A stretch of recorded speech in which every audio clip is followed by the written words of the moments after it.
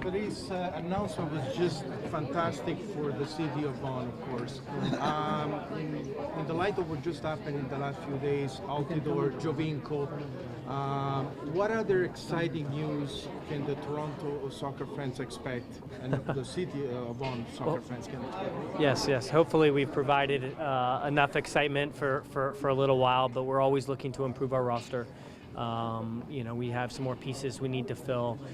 The season does not start until March, and obviously our first home game is not until May with our newly renovated BMO field. So, I can't spoil the surprises, but we are looking to fill some holes, especially on the defense.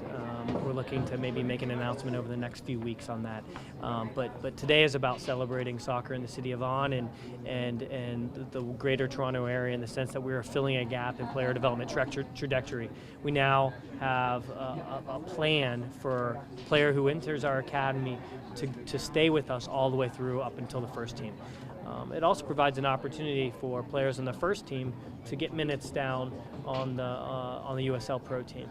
The city of Vaughan's excited. They've been a fantastic partner. Ron Smale at the OSA has been a visionary in terms of jumping on board and driving this through, especially with the new stadium at the OSA. So the local community, if they can't get down to see us at BMO Field, can come up to the city of Vaughan and see some great soccer, especially, and be a part of the TFC family. And at the same time, we can see Jovinko and Altidore up here, or no?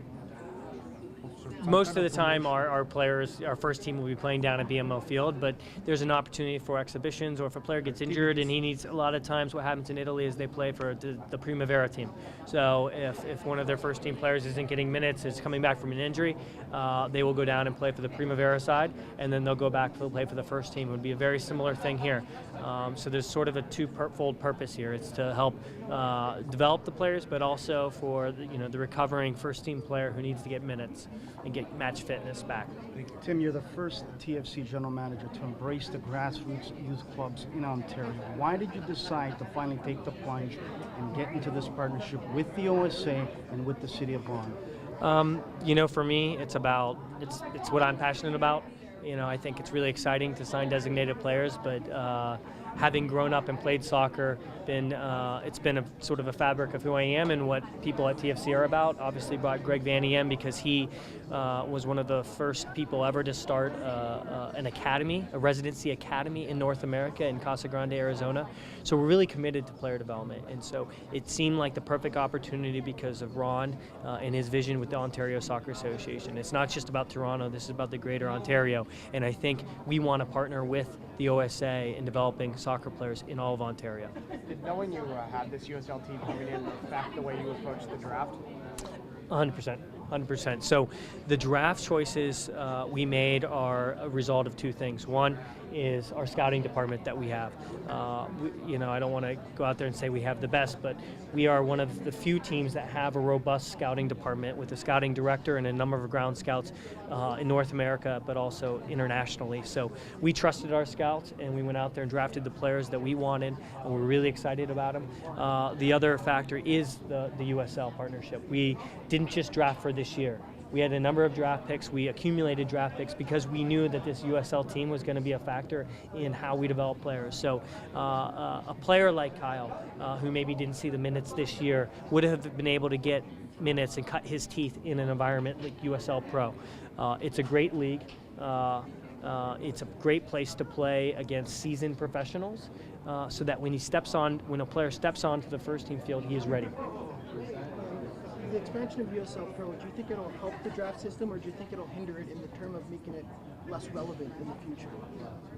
The USL Pro system, well, no, I think that you're always going to have, collegiate soccer will always play a role in development of players in North America. But as you move, when you talk about the USL, what you're talking about is the MLS's homegrown system and the homegrown rules, which allow players to sort of circumvent the draft and come directly up through your academy into your first team.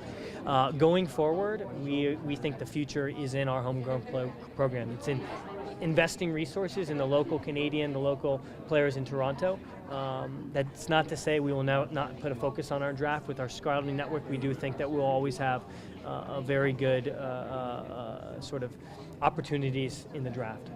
So a player like Jake Chapman, do you think he would have made that same decision to go to the collegiate level if the USL program existed today? I think every player has to make the decision himself.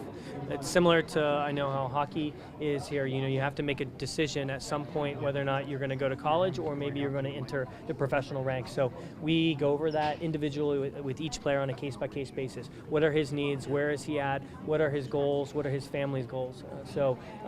Education for me, I would never tell a player that he should not go and get a collegiate degree, because it's benefited me and it accrues over a lifetime. So it's really about setting expectations and working with the player on a case-by-case basis to hit his goals and objectives. Stuart Neely, Jason Bent, local guys. Stuart knows this area, Jason knows this area. How important was it to insert guys that know this area? It's critical because player development is not just about what you know up here. It's about having the passion for the game and passion for developing players in your community. That's why the homegrown system and the MLS has grown over the last few years is so important, because the biggest fans are the ones you have in your backyard. The players will be more committed to the crest if they have grown up and played for that crest for a number of years. So Stuart obviously is someone who knows Ontario Soccer Association. He's a great coach. He's very organized.